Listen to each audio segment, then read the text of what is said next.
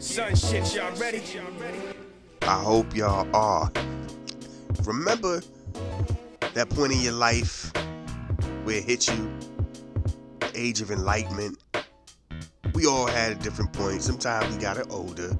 Some of us got it a little younger. I know for most of us, it was that preteen, what they call it now, tween, that tween moment.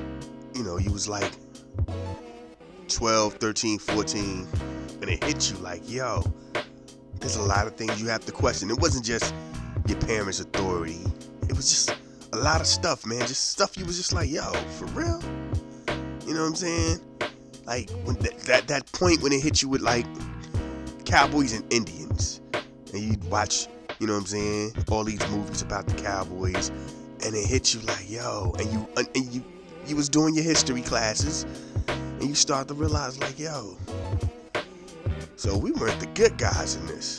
That point, you know, them joints, that you know, around that little era. And then you start getting into your Bibles. And you start questioning stuff. You're like, hold on. So let me get this straight. There was Adam, there was Eve. They had two sons. One son killed another son. God was like, yo, I banish you.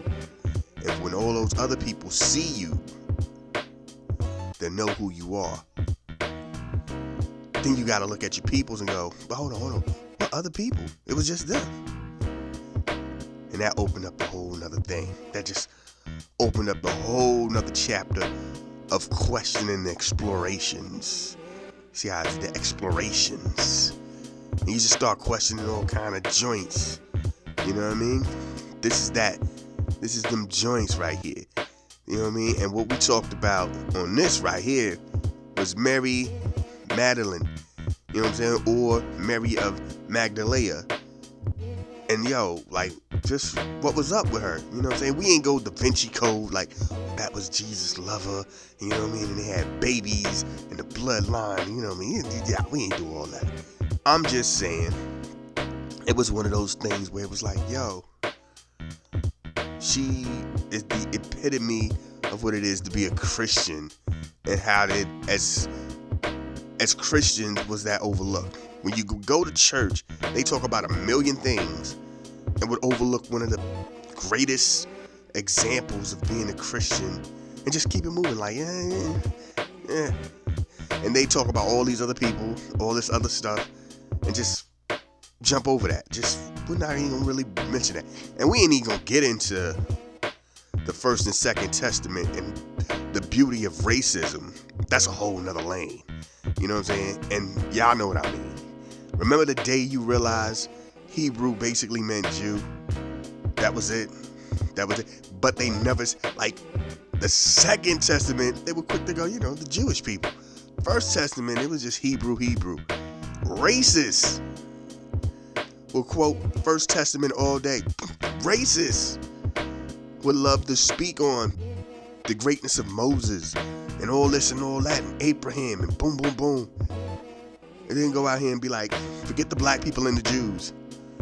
We hate Jews. And you're just like, hold on.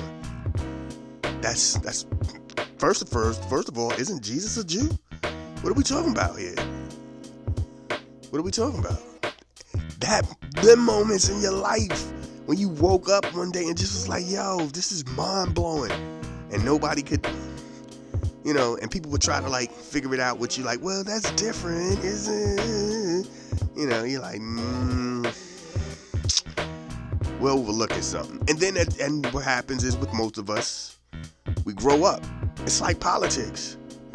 All these people who become conservative when they get older, they were just like everybody else when they was younger.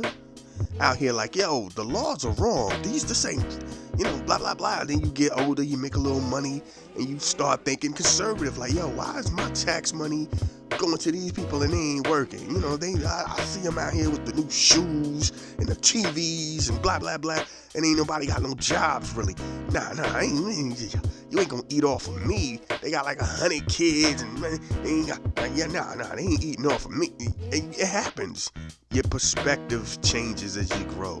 That's what it's supposed to do. You know what I'm saying? But one thing is It's solid. It's etched in stone. It's in the scriptures. It's there in front of us every day, and we overlook it. Mary was the embodiment of what it is to be saved as a Christian. And that's what we talked about, man. We brought it and we brung it. We brought the heat about it, you know. This is what I do, man. It's got real biblical. We even posting on a Sunday. That's how biblical we getting right now. It's Sunday and we posting this. You know what I mean? This is how we get down. Yeah. Please continue to rock with us, man. Tell a friend. Just rock out with us. Bang us, you know what I'm saying? This is what we do. Yeah. Thank y'all for the support. If y'all ever want to check out the actual mix show, because I'm pretty sure people who listen to this don't like half of the music that I rock. That ain't even a thing. If so, you can always just check us out. Check it out live on Legal Crime Radio on a Wednesday, 8 p.m. Eastern Standard Time. On a Saturday, 6 p.m. Eastern Standard Time. Go to Mixcloud, type in the name Black Caesar, and you'll see BlackCeezar. It's up there somewhere. This is what we do. This is how we get down. And this is how we've been doing this for about over a year now. It ain't stopping. Next month is the Pacific Islander Asian thing. I'm lost on this right here. I'm trying to figure out how that works, because I think that's a thing. We will definitely be doing a lot of the history for that, and we're gonna rock out with y'all, man, and continue on. Please do your research on this Mary Magdalene thing. I'm pretty sure I'm pronouncing the last name wrong. It doesn't matter. It does, but it doesn't. We know who I'm talking about. Check it out. I know a lot of people like, man, I've seen the name 100 times. I know him. Yo, it's so much craziness around her name. It's so much craziness around that person because the way the Bible is and the way it treats women, and so much craziness about whatever. But let's not even continue to talk about it from this angle. Let's get into what we do. Thank y'all.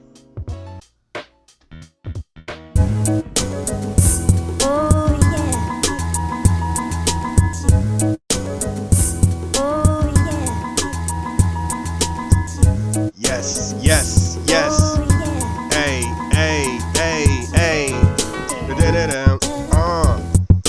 This is what we do right here, live at the Oasis. Word up. Legal Crime Radio, High Vibes Radio. Set it off Saturdays. Rest in peace. Man, what I say? Fife, Dilla. You know what I'm saying? It's a whole bunch of people, man. We just be out here rocking joints. You know what I'm saying? I'm pretty sure there's a whole bunch of people, man. I don't even know what I be playing sometimes, so I'll just be zoning. You know what I'm saying? Word up. But we gonna get into this, because I gotta do this real quick. This is the last show that we'll be doing for the Women's History Month. And I figured, let's take it. Open your Bibles. Open your Bibles. Hold on. Nah, we gotta do it traditional style. We do it from the tradition, right? Let's go. I ain't even do it. Take it from the top. Take it from the top. This moment in Black history. Here's the thing that I'm gonna tell y'all. We're gonna be all over the place, but I wanna make this point first.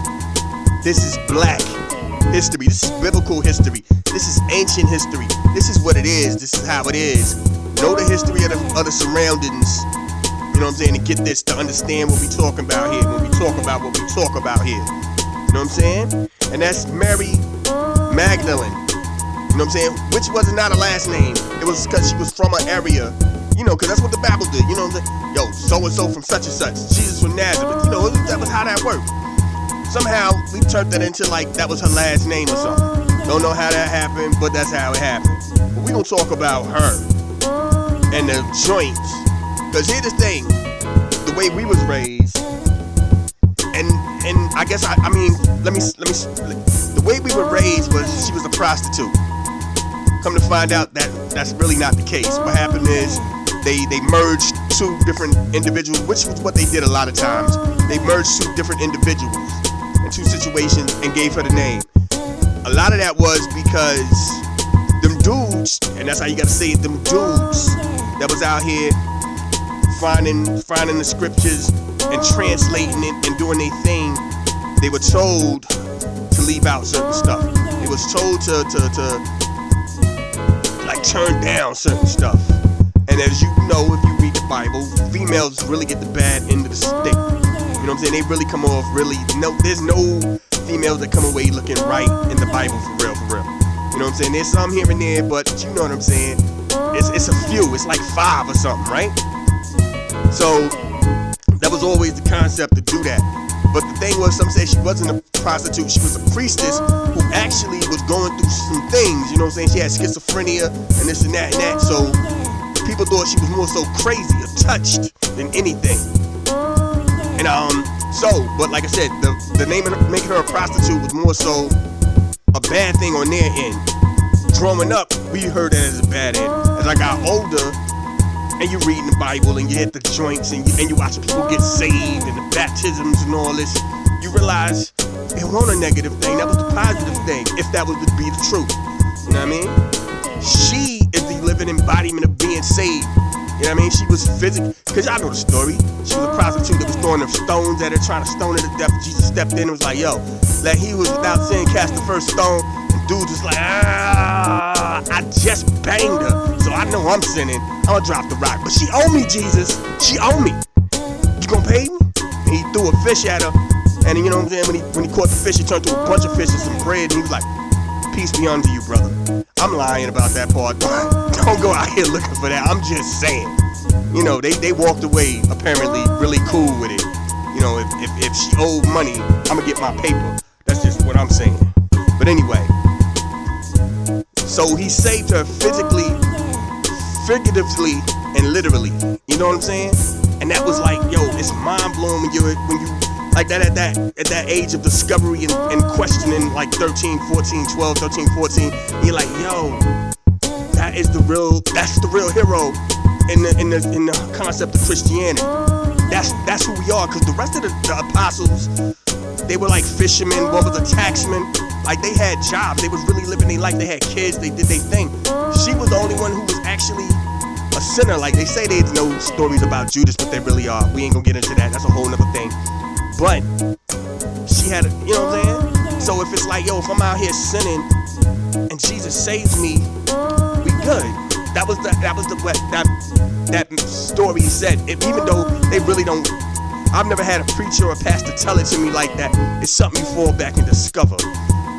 But I put it up like that because she was also the most loyal. She was there for the crucifixion. She was the first one to see Jesus during the resurrection, along with his mother. That's just crazy, man, that the Bible just took that and just broke it down like, nah, she ain't nobody, she's a blah, blah, blah, blah. But word is, she was a priestess. I'm not gonna get into the whole joint about her and Jesus having a relationship, because that's a whole nother thing about how we don't talk about Jesus' life. Like, there's stories in other holy books where they talk about his childhood, where there's a story where they said him and the kid was playing and the kid fell off out of a tree or something and died, and everybody was coming and Jesus just tapped him and brought him back and they continued to play like he was a mischievous kid. That's so, you know, we don't talk about his personal life, so maybe there was something. One thing is for sure, when he died, she, like many of the other apostles, they left, went out here. She was one of the first ones with the whole thing of the dinner and gathering together to you know what I'm saying? She was part of that. Her and the Mary Magdalene and the mom, the Black Madonna. Boom. And we ain't even gonna get into that. That's a whole nother joint. Might say that for like Christmas or something. But that's what I'm saying, man. It's so dope when it comes to this thing, man. It's just like when you sit back and you just look at the game, man, for real, for what it is and how it is. So that right here, that's the Black History moment. And like I said, if you know your books, you already know. And they ain't even say, come to find out, she might not even been a Hebrew. They say she was a a Gentile, you know what I mean? So she was not even part of any faith really, and just boom, he saved her, and she followed loyalty, man. It was like loyalty. They say this in the book, when one of them asked Jesus, like, why do you favor her more than you favor us? And it was just, yo, she here. She was like, some even say in some books that she was like the second, and she was the second. You know what I'm saying? Some people ain't like that too much, but she definitely wasn't just some frail chick who just, you know how you see the TV shows and stuff in the movies, where all she did was just hand out bread and just sit in the cut like, nah. She was front line. She was right there. And I said, like, it's a thing where dudes writing the Bible really had a thing against women, so they always downplayed them, or they made them the villain.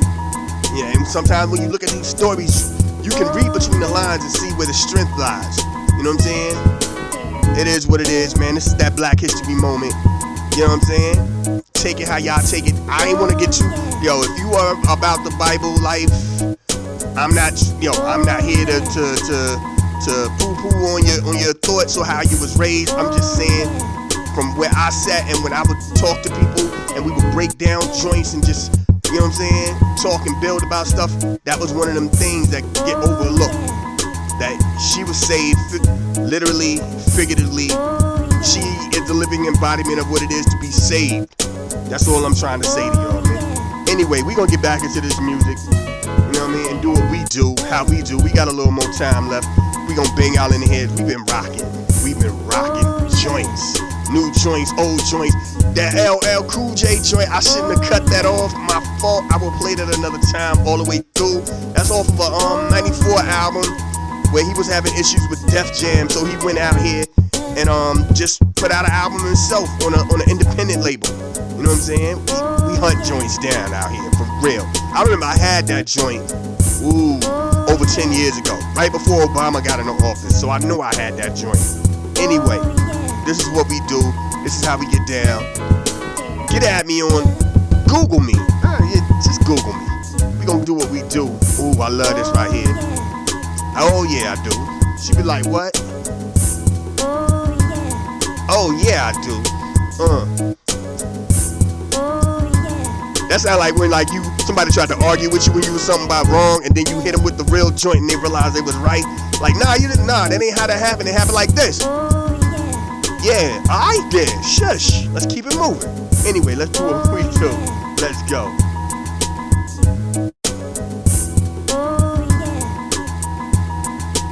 And before I go any further, let me also say that Cocoa Brothers joint off of the Soul in the Hole soundtrack.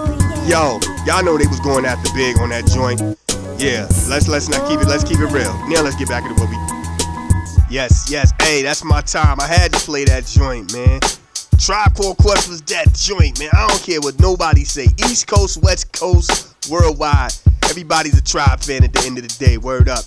Rest in peace to Fife. This is what we do. I'll be back next Saturday, banging y'all in the head with nothing but some crazy joints. Next Saturday will also be the beginning of the everybody who's not Latin or Black or Asian month, because that's how they said it, right? Pacific Islanders, I think, right? Pacific Islanders. Did they even add Asians to that? Maybe they did. I don't know. Asians, Pacific Islanders. Who knows how they did it? But anyway, that's how they gonna do it. We gonna have a lot of joints, so please be on the lookout for a lot of joints, a lot of history. You know me, I'm a history dude. I do this. I should give a class, but I can't because my lexicon is so nasty, my vernacular is so hood. I just think can't, you know what I mean? I just can't, they be like, ain't a word. You can't do that out here. So I can't do that, you know what I mean? But anyway, this is what we do. So before I go, let me say it like I do. They say you only live once. That's a lie. You only die once. So anytime that your God allows you to get out here and continue your journey, please show the best version of you.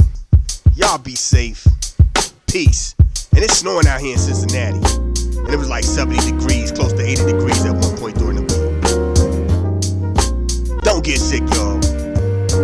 Everywhere, I know, going crazy. Let's go.